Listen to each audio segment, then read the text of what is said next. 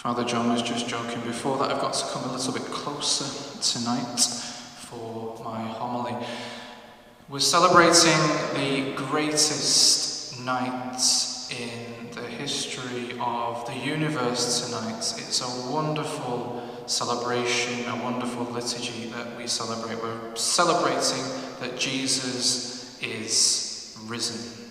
And that is the amazing, profound news. But what does that really mean? Well, this week someone sent me a message telling me a story about their granddaughter. Their granddaughter is due to make her first Holy Communion this year, so that's year 3, around about 8 years old. And she was asking them, I presume virtually, she was asking them, why did Jesus die? She wanted to get her head around what we're celebrating this week, what we're remembering, what we are bringing and making present once again. So they tried to explain as well as they could in terms that she may understand, and she kind of accepted in the end that Jesus had to die for us.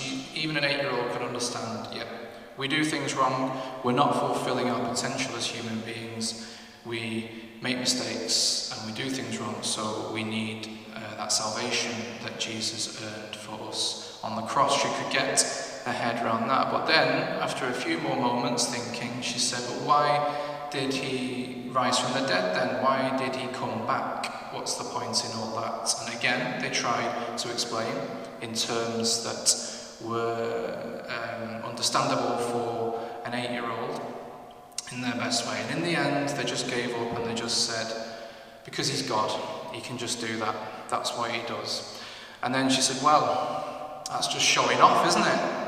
So, in a way, even though that is a funny story and maybe a little wide of the mark, there is some truth to that.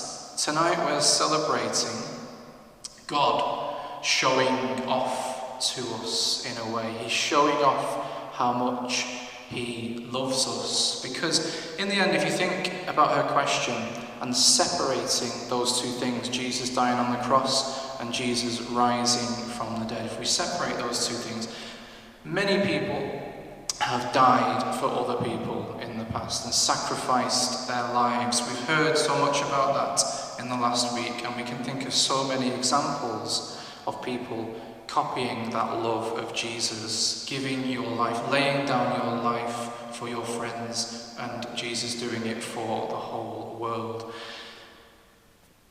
What's special about that? How do we know really what Jesus is doing? How do we know that Jesus dying for us has had any effect? Well, the clue is in tonight's celebration. As I said, we don't separate those two things. His death, his life, his death, and his resurrection are all part of the same act of love that Jesus performs for us. Without the resurrection, then we wouldn't know that we are saved. It's the resurrection that we base our whole faith on as Christians.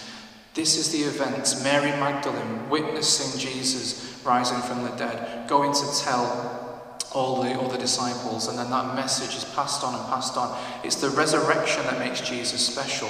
He rose from the dead to confirm to us that he's not just any other man, not just any other prophet, but he is truly God. He is the Son of God. He has risen from the dead. And the good news for us is that we are part of that rising from the dead. We heard in those readings a little summary of salvation history, as we call it, of all the attempts that God makes to bring us back to him, all the chances he gives us. In Genesis, it's how creation should be. And then, of course, we abuse the free will that we've been given, that wonderful gift. As I said at the beginning, we make mistakes, we commit sin, we do things wrong, but the good news is it doesn't stop with that. We don't despair because God comes to try and save us all the time. And tonight's feast reminds us of that. We turn back to him. We don't just die with him, as it said in the letter to the Romans.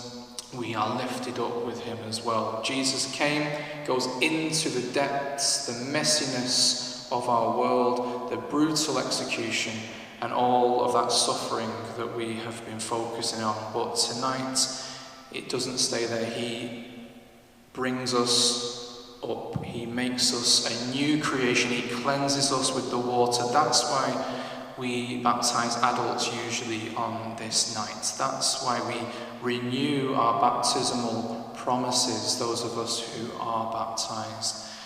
And we enter that tomb in our baptism, but we come out, we leave the tomb empty, we walk out with Jesus. He has raised us up to eternal life, to be with him. That's what we're celebrating tonight.